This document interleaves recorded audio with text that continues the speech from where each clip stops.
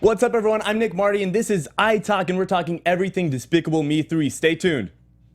Welcome to Popcorn Talk, featuring movie discussion, news, and interviews.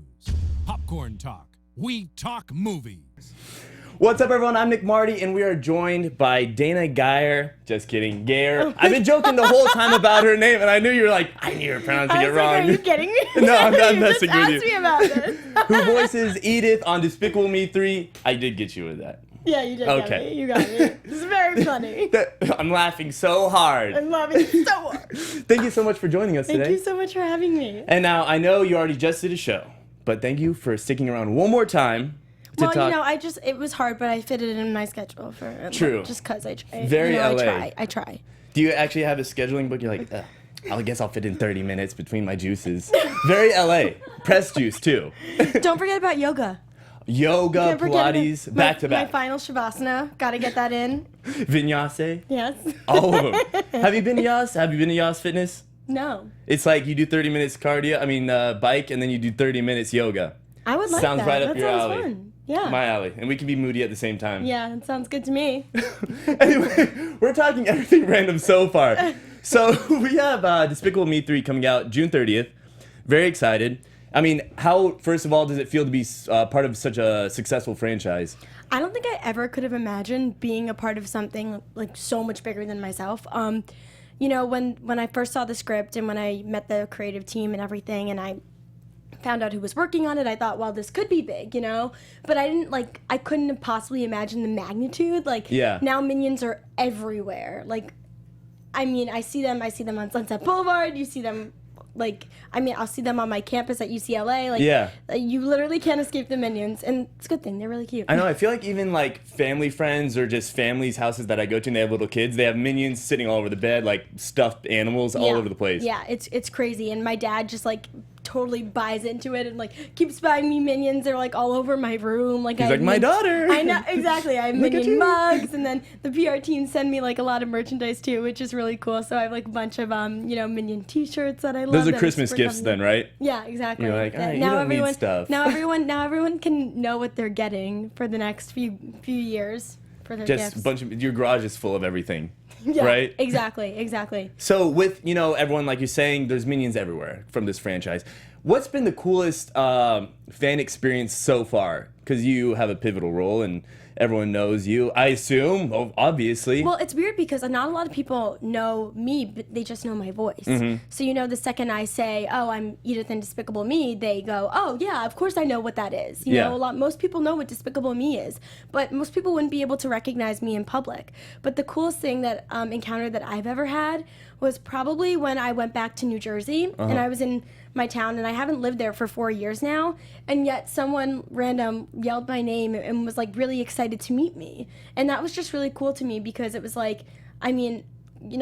town still knew, and remembered who I was regardless of the fact that I didn't live there anymore. Yeah. You're like, I'm from here. I know. Appreciate you recognizing me. I had the same feeling when I got 10 Instagram followers and then I was recognized, and I was like, guys, come on. I felt very humble too because I went back to my town and they're like, Nick. Just kidding. It was my dad who yelled me. But anyway. Most awkward joke of all time.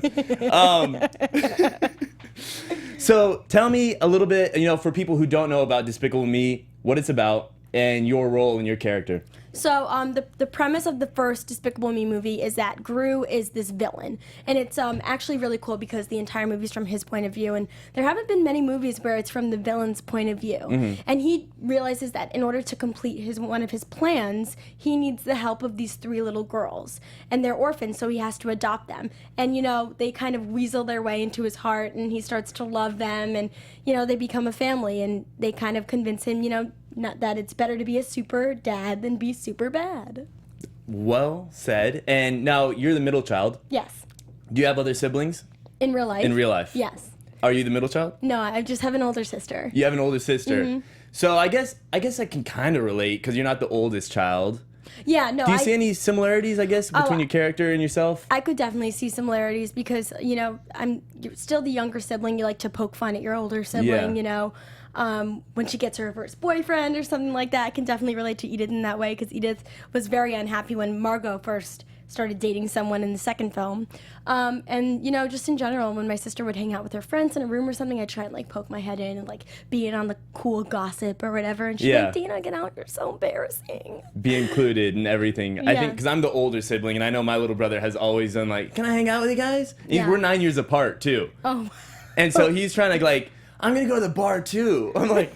You're like 16. What are you talking about? Well, me and my sister are only 2.5 years, which is nice because we still get to have that really close relationship because we are closer in age. Mm-hmm. And it's nice too because now that we are like we don't live with each other anymore because I go to school at UCLA and she just finished up at University of Texas at Austin. Oh, very cool. So you know we learn to appreciate each other more because we're not around each other all the time to scream at the one person for hogging the mirror or for singing in the morning or something like that. Does she visit? Has she visited while you were doing production? She's never been there while I've recorded. Yeah. And she's actually never been to a Despicable Me premiere. Really? And she's coming out for the one next week, so I'm really excited for her to be there and see how just incredible of a job they do and making it like extravagant and it's just so much fun. I'm really excited for her to be there. What's your favorite scene of all time that you've not just in the whole movie, not just of yours, throughout every franchise so far, or maybe that we haven't seen, I guess, in the third installment? Well, I don't want to reveal anything about the third installment, but my favorite scene. Tidbit something. I tried asking in a very unique way to see. Yeah, I know. Any three of them. Hey, you know what? Gotta leave a little bit for the surprise. But you know, I would say that a really funny scene that I like is in the first film when they're like, you know, they're saying like, and bless that blah blah blah blah blah before they go to bed. Yeah. And Edith's like, and bless that while we're sleeping, no bugs will crawl in through our ears and lay eggs in our brains. Just because even when I looked at that line, I was like, who thinks of this? I was like, what little girl says this? And I'm like, oh, Edith does. Okay. It's Edith type of thing to say. Yeah, definitely. And for Minions, let's go back to that real quick. If you could, actually, I was thinking about this one the other day because I was laughing about it. If you could redress them, their whole wardrobe, you know, if they didn't have overalls, what would they be wearing? Suits. Suits? Think of them in suits. I could see that. I could see walking around suits. with like briefcases. That'd be really funny. But like different colored suits or something like that. Like they'd have to have like a weird part to them, you know, like. I don't. Maybe they would still wear glasses, just square ones. Like think of the Minions as like little accountants. That I like that. I picture like little Wolf of Wall Streets running around, and I picture them all opening up with the briefcases, and there's just like random stuff always in it. It's never anything accounting. It'll be a surprise. Yeah. That's how they are. Yeah. Because there's always millions of them. So now I want to talk about the new indie horror. It is the Ice Cream Truck. Yes. And I watched the trailer for it, and it seems really fun, and it was very cinematic. I know it says indie. But it didn't seem very indie to me because it had a very cinematic feel and very theatrical. It's really cool. I'm really excited for people to see me in my first on-screen role, and it was definitely such a fun and different experience than voiceover. I wouldn't say that like I would like one better than the other, but you know it was definitely really exciting for me. It's really cool because it is a thriller, but it has a lot of really, really well-placed comedic moments. Yeah. And there's definitely a few of those in one of my scenes, and my role at Brie is small but very important. That's what I say, and I really can't reveal anything about her. I got you, yeah. Because, like, I mean, it would ruin my role. Okay, then no one would watch it. Yeah. Well, I think we would still watch it to see that part happen. Not saying that you have to say anything. Yeah. And then for your first on-screen role as a horror film, I think you just jumped into it big time. How was that? Was it just fun to be part of, as you said, there's comedic points in the film, so it's not all horror? I want to be able to work on all different types of film, and it's actually really funny because my favorite movie is probably Silence of the Lambs. Really? So I love, of all time? Yeah, I love like really scary movies, and I really like ones that are well done with suspense rather than being too gory. Yeah. And I think that this movie captures that really well. So I was really excited, even more so because of that. So, what are your top 3 favorite horror films or thrillers? Okay, so Silence of the Lambs. Yeah. Put me on the spot. The Shining, I guess, 'cause it's classic. That is classic. And maybe I We can get back to it. We need to get back to it because The Shining. Those are good choices. Yeah. Very iconic. Would it be like Psycho? Because I feel like we like classics. Yes, that was it. Thank you. Psycho. Okay, because I feel like we're on a trend of classics. It's nothing like newer, like The Conjuring or anything like that. Right. Yeah, that stuff kind of freaks me out a little bit. Oh, because it's too. I mean, I think it would be cool to do it because then it wouldn't freak me out anymore. You know what I'm saying? Like if I knew how it was done. He did lighting for Insidious, Insidious 2 with a nun.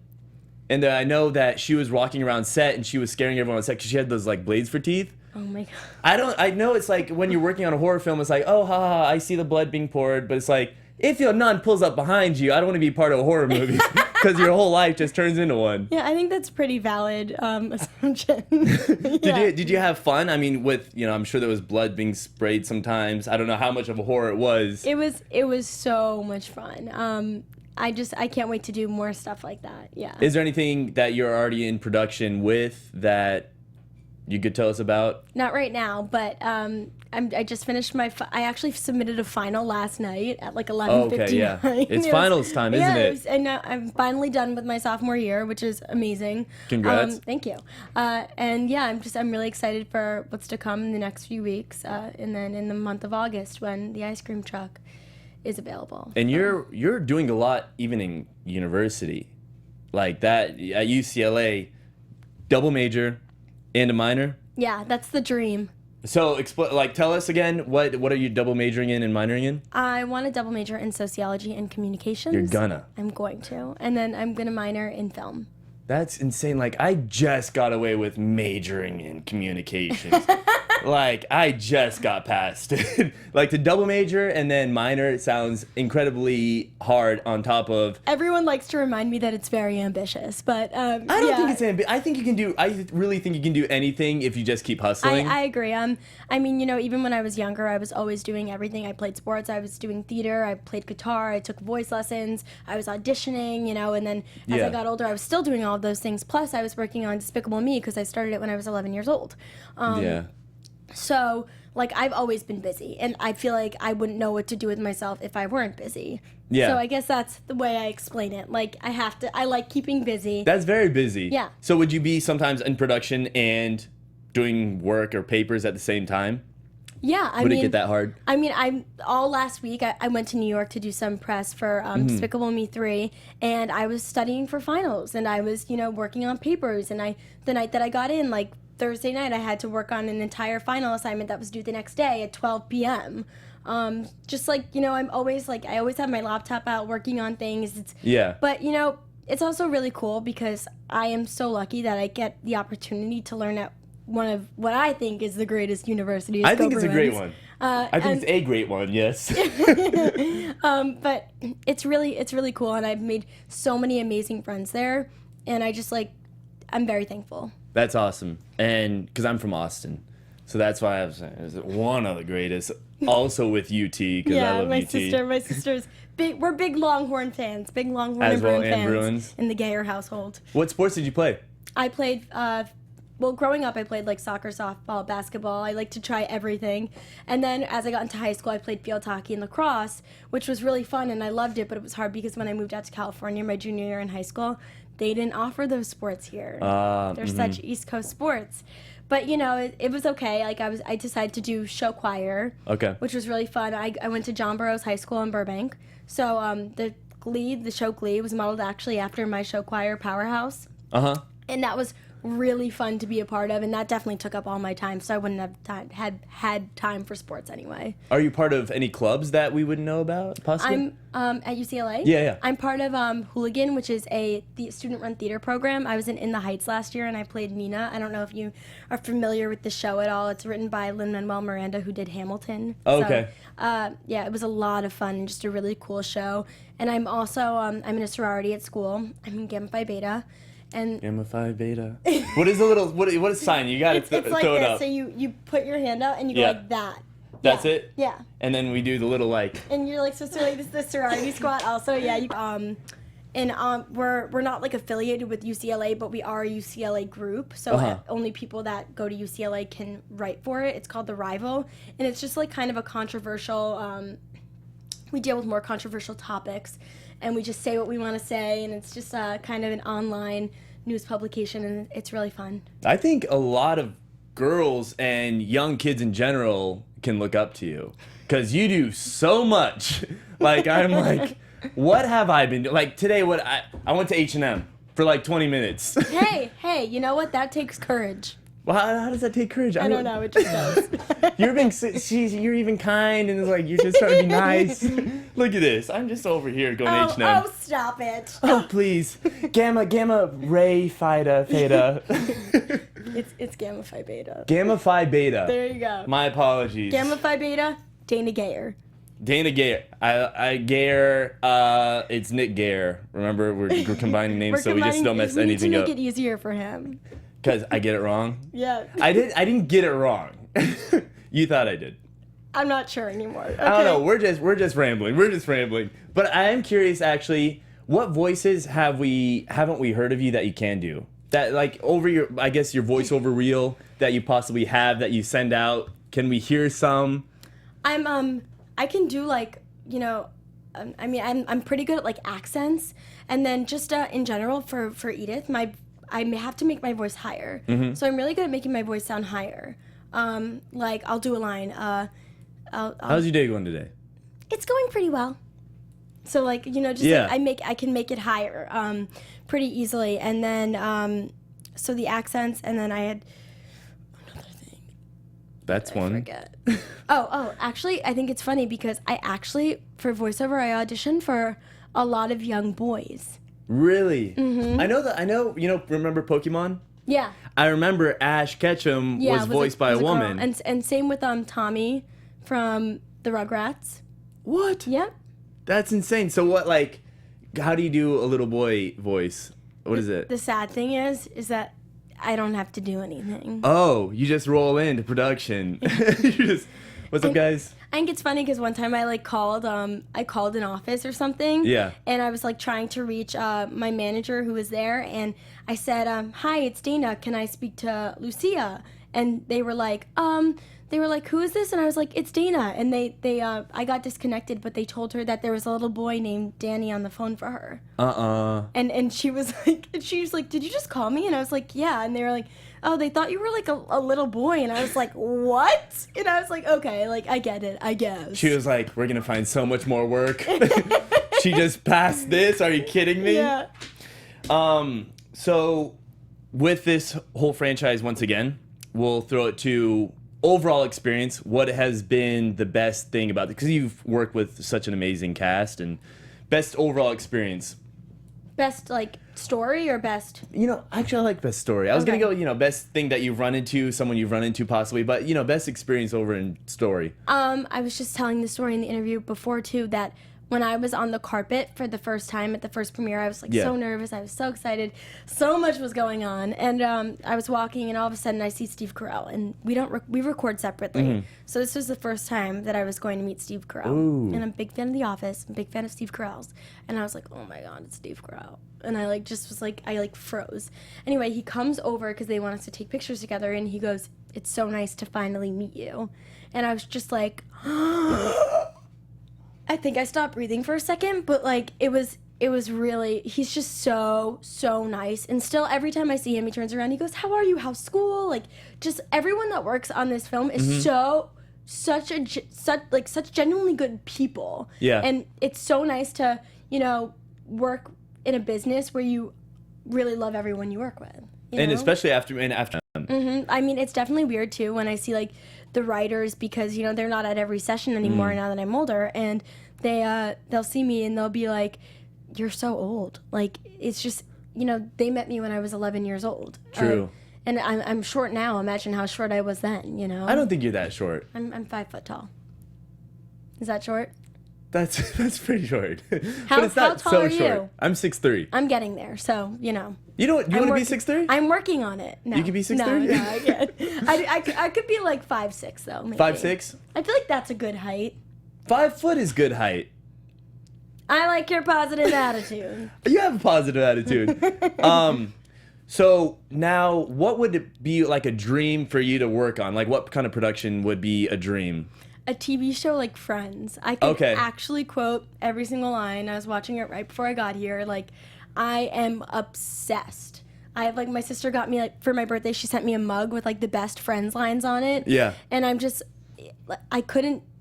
I could talk about Friends all day, and this is why I'm going to stop now before people start thinking that I'm crazy.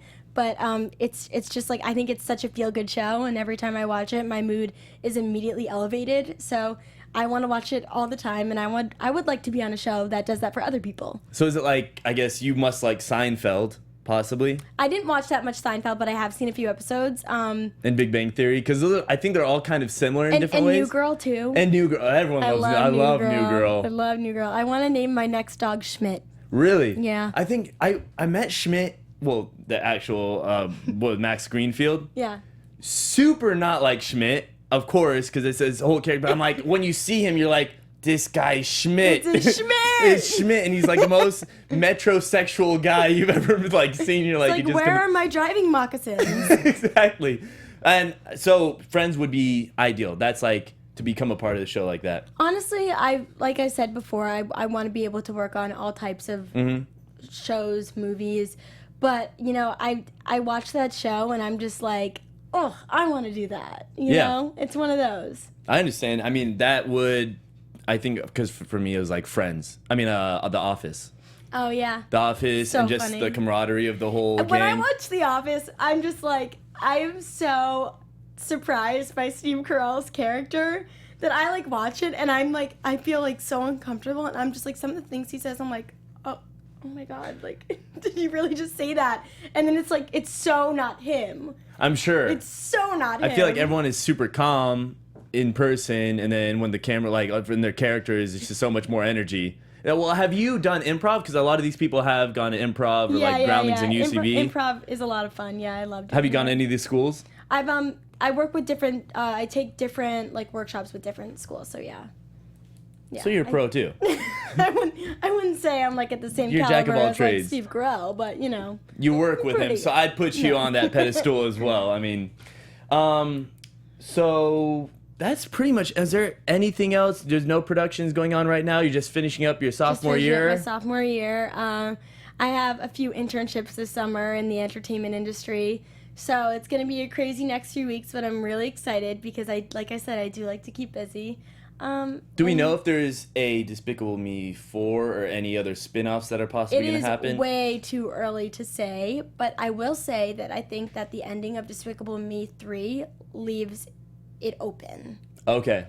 So it's possible. And you've already seen it? Yes. How many times? I saw it a few days ago for the first time. Yeah? I actually think it's my favorite one. Really? It's your favorite one out of all three? Yeah. So we are definitely all going to go to it. Yeah, June 30th. If you weren't going to go before it, which you probably will, you have to go now. June 30th. It's coming out. Right. And then at the premiere, what are you most looking forward to? See everyone again? Yeah, just seeing everyone again. You know, whether it's Chris Meledandri or Pierre, the director, or Steve Carell, Miranda. It's so nice to see everyone again, and just really celebrate like what we did. Yeah. Yeah. Well, I was about to say, like, I wish I could go, because that sounds like it would be a good time. All of them are good times, and I think I'll be watching from the outside with everyone else like, hey, hey guys. But thank you so much for being here. I was super chill. I want to get you out of here.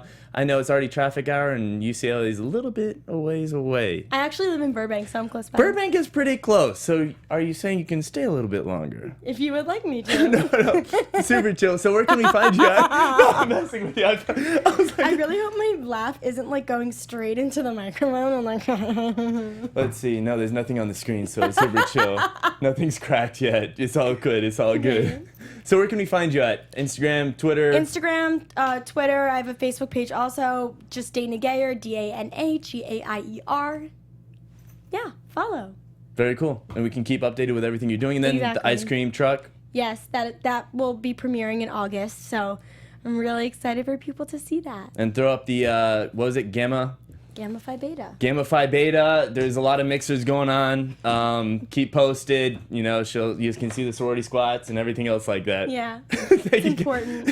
Thank you guys so much for watching. I'm Nick Mardi. This was iTalk, and we talked about everything Despicable Me 3. Thank you so much for joining me. Thank you so much for having And me. can't wait to see the film on Yeah. June 30th. June 30th. Catch y'all later. Thanks so much.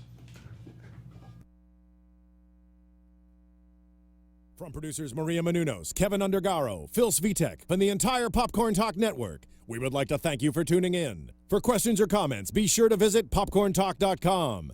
I'm Sir Richard Wentworth, and this has been a presentation of the Popcorn Talk Network. The views expressed herein are those of the hosts only and do not necessarily reflect the views of the Popcorn Talk Network or its owners or principals.